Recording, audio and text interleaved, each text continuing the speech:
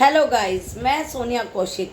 आज के दौर में सब ये चाहते हैं कि हमारे घर के अंदर लड़ाई झगड़ा ना हो, हमारा घर सुख शांति पूर्वक रहे। पर ऐसा कोई घर नहीं, ऐसा कोई संसार नहीं, ऐसा कोई वर्ड नहीं जहाँ पर दो प्राणी रहते हों, वो सुख ही सुख भोग रहे हों, उन्हें दुख को छुआ भी ना हो। ऐसा तो हो ही नहीं सकता। ये तो ब्रह्मांड है और भगवान ने रचा हुआ ब्रह्मांड है कि सुख आया है तो दुख भी आएगा, दुख आया है तो सुख भी आएगा।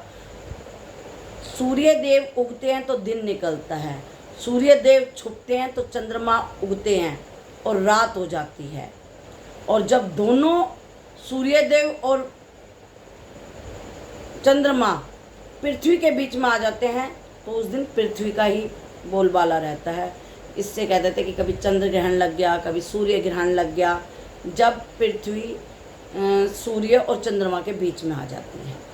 तो एक बात बताओ, जब सूर्य देव अपनी व्यवस्था को बदलता है कि पूरा दिन चमकता है और रात होते होते वो ठंडा हो जाता है और कहीं और छुप जाता है, और उसी मतलब एक का तो अस्त होना हुआ और एक का उगना हुआ, यानी कि चंद्रमा का उगना और सूर्य का अस्त होना।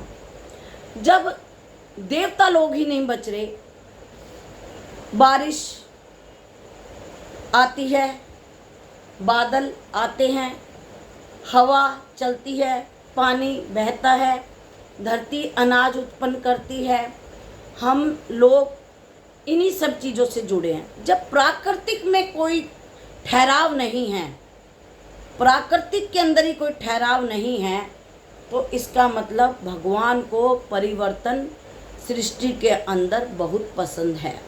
और जब परिवर्तन होता है तभी ही सही और गलत लोगों की पहचान होती है। हम कहते हैं कि हाय हमें दुख मिला, लेकिन दुख हमें अच्छे लोगों के करीब लाता है और जो हमारे गलत लोगों से दोस्ती होती है उससे हमें अलग कर देता है। जैसे छाननी में हम आटा लेते हैं, इक्वल आटा लेते हैं, और जब छानते हैं ना, अच्छा आटा निकल जाता है और छनाई में जो बूर होता है ना, गंदा कूड़ा जो वेस्ट होता है, वो बाहर निकल आता है। तो दुख आना तो एक तरह का हमारे लिए शुभ संकेत है, लेकिन हम दुख आते ही ओ हमें तो ये दुख है, हमें ये टेंशन है, नहीं। भगवान से ये कहो कि भगवान दुख दे रहा है, हमें बहुत खुशी है दुख दे रहे हो, लेकिन बस इसको सहने की शक्ति देना, इसको समझने की शक्ति देना। जब पेड़ में हवा चलती है तो ऐसा कोई इंसान नहीं है कि उसे वो हवा ना लगे। तो इसी तरह जब हम सृष्टि पर आए हैं, पृथ्वी पर हमने जन्म लिया, इस भूलोक पर आए हैं, तो सुख दुख भी हमारे साथ आए और हमारे कर्मों के हिसाब से आए हैं। हम ये चाहें कि हमारे घर में झगड़ा ना हो, ठीक है, सिर्फ झगड़ा ना होने का रीज़न थोड़ा कम हो सकता है, लेकिन जब बुरा टाइम आता है तो कोई लड़ाई झगड़ा नहीं करना चाहता, लेकिन हो जाता है। कोई इंसान अपना नुकसान करना नहीं चाहता, हो जाता है। क्यों? क्योंकि ये कर्तव्य और कर्म के अनुसार होता है। तो ऐसा कोई इंसान नहीं है।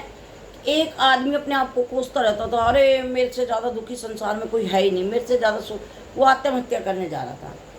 एक संत ने उसको पकड़ा कि बेटा कहाँ जा रहे हो, कि मुझे छोड़ दो, मेरे से ज़्यादा संसार में कोई दुख नहीं है, मैं मरना चाहता हूँ, मैं जीना नहीं चाहता। वो बोला बेटा मरने से क्या कष्ट हल हो जाएंगे? कह रहा मुझे भाषण मत दो, मुझे आपकी नहीं सुननी, मैं दुख झेल झेल के थक चुका हूँ और अब मैंने अपना शरीर को ख़त्म करना है, अब मैं जीवित नहीं रहना चाहता। उसने कहा बेटा कोई बात नहीं, आप मर जाना, आप कर लेना आत्महत्या। जब आपने मरने की तो सोच ही ली है, तो चाहे आप 5 मिनट पहले मरो, चाहे 5 मिनट बाद मरो, सोच तो आपने ली है, तो 5 मिनट मेरे को दे दो। कहते क्या? कहता है बेटा तू मरना क्यों चाहता है? कि मैं कोई भी काम करता हूँ मेरे को खुशी नहीं मिलती, मेरे घर में लड़ाई झगड़ा लगा ही रहता है। 4 दिन खुशी के होते हैं, 4 दिन लड़ाई के होते हैं, महीना 2 महीना शांति रहती है, 10 दिन आके इतना कलेश मचता है कि पूछो ही मत। और मैं इन चीज़ों से दुखी हो चुका हूँ और मैं मरना चाहता हूँ। उसने कहा कि बेटा तुम मरना चाहते हो ना, और तुमने कहा संसार में सबसे ज़्यादा दुखी मैं ही हूँ, तो तुम मुझे किसी एक प्राणी को पकड़ के ला दो जो सुखी हो। मैं उसी टाइम तुम्हें ज़िंदगी भर के लिए सुख कर दूँगा और भगवान से मैं मिला दूँगा तुम्हें, मैं इतनी पावर रखता हूँ। लेकिन एक बंदा ऐसा ले आओ जो तुम सुखी हो और मैं तुम्हारे लिए सारे सुख, ज़िंदगी से तुम्हारे दुख का कांटा ही हटा दूँगा। तो वो कहता ठीक है।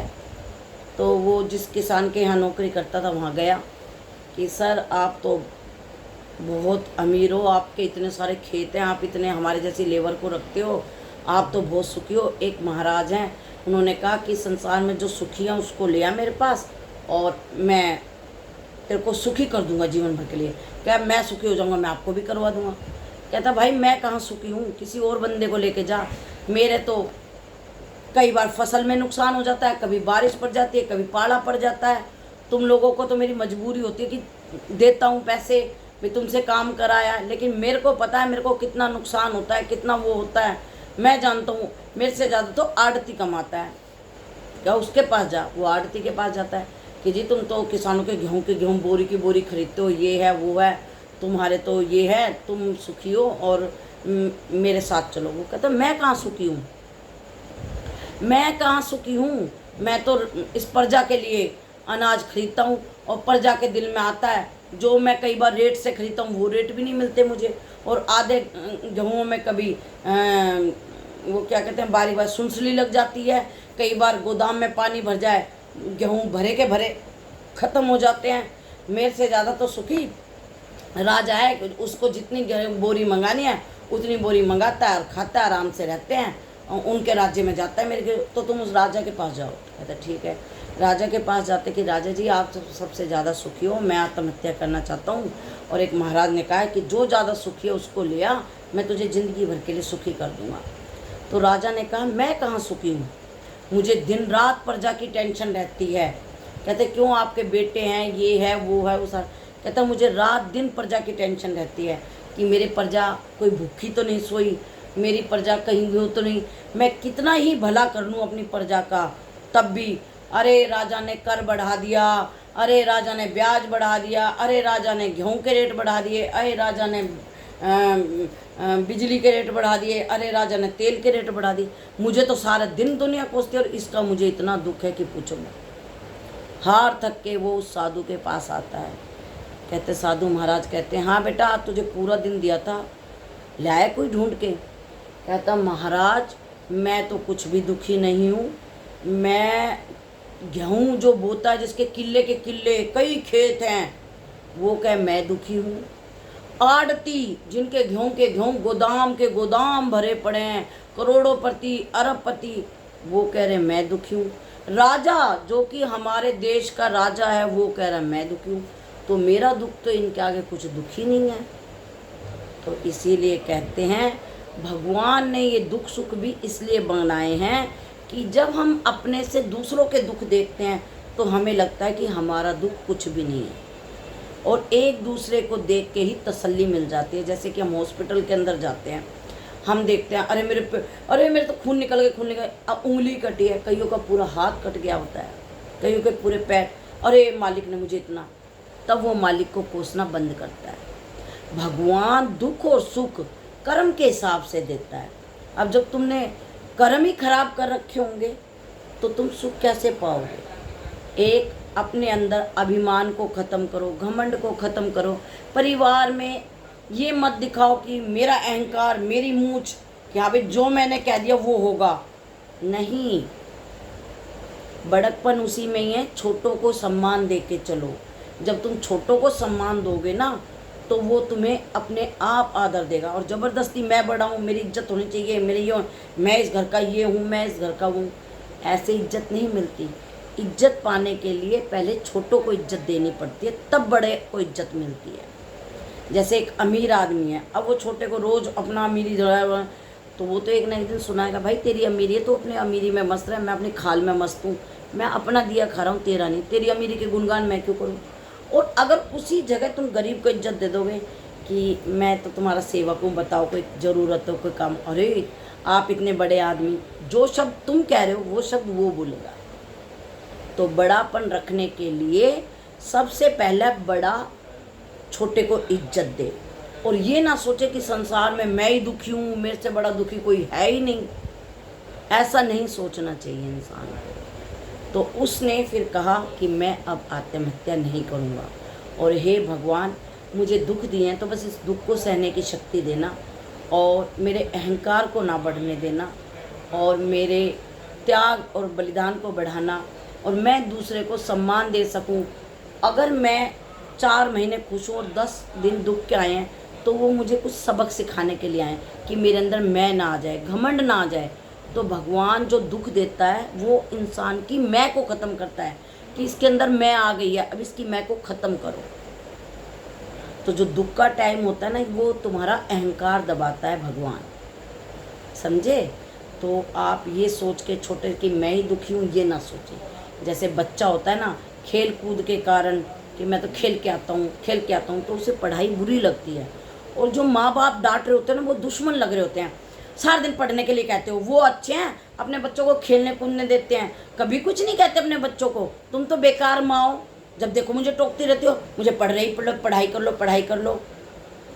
वो एक दिन मरे मन से पढ़ाई में मन लगाएगा, दूसरे दिन मरे मन से, तीसरे दिन कहेगा ये तो रोज़ का हो गया, मुझे पढ़ना ही पड़ेगा।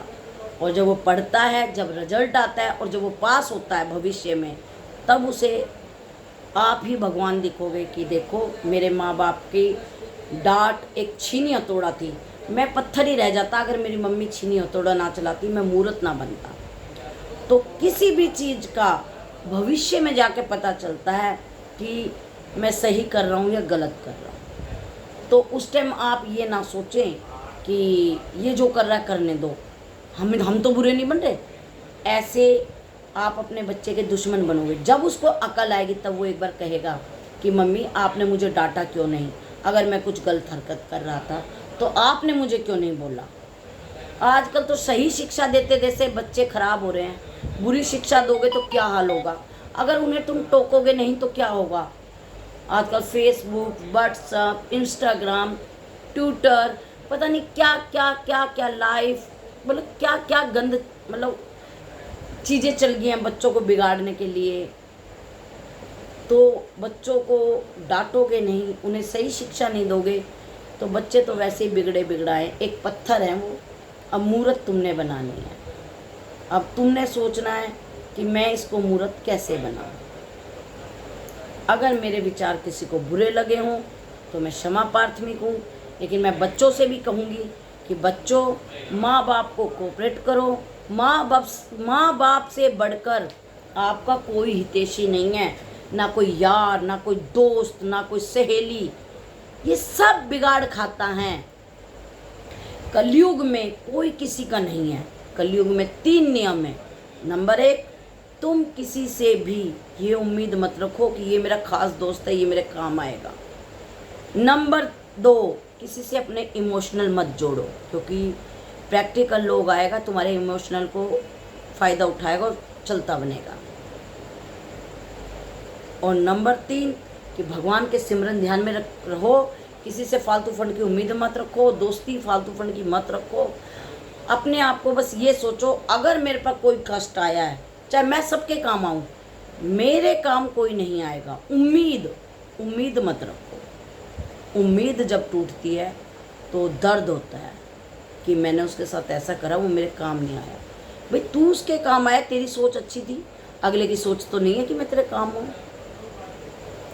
तो इसीलिए भगवान जरिया बनाता है। अगर माना तुम्हारे पर कोई दुख आया, भगवान इंसान के अंदर घुसता है और तुम्हारी मदद के लिए इंसान को भेजता है, और वो मदद करके चला जाता है, तुम्हें दिखाई भी नहीं देता।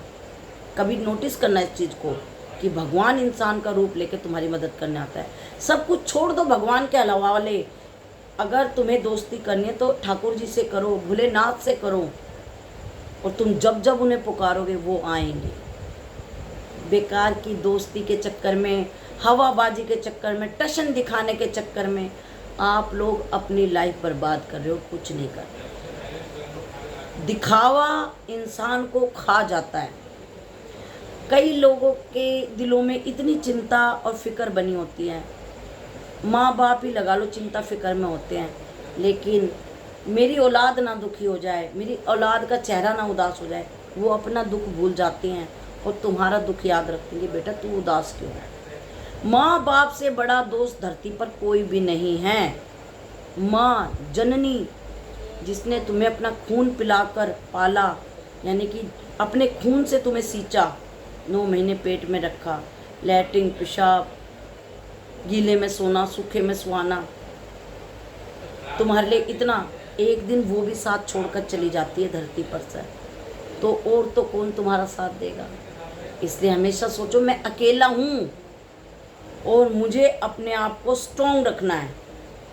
बच्चे को मजबूती दो इस तरह की कि बेटा तू अकेला है, तूने पर ही पूरे घर का भार है और तू ही इस घर को संभालेगा। तो उसे स्ट्रॉन्गनेस, उसे कमज़ोर मत बनाओ, तेरे वो काम आएगा, तेरे वो काम आएगा। कोई काम नहीं आएगा, कोई भी काम नहीं आएगा। इससे दुख बढ़ेंगे, कटेंगे नहीं। तो दुख को आप अपने घर में ना बुलाएं। और अगर मेरी बात किसी को भी बुरी लगी तो मैं क्षमा प्रार्थी हूँ। बाकी आपके विचार, आपका अपना ओपिनियन है, लेकिन जो मेरे को सही लगा मैंने आपको बोला। और अगर किसी को बुरा भी लगे तो मैं आप लोगों से दिल से क्षमा मांगती हूँ। मैं सोनिया कौशिक। अगर आपको मेरे विचार पसंद आते हैं तो प्लीज़ मेरे चैनल को लाइक करें, शेयर करें, कमेंट्स करें।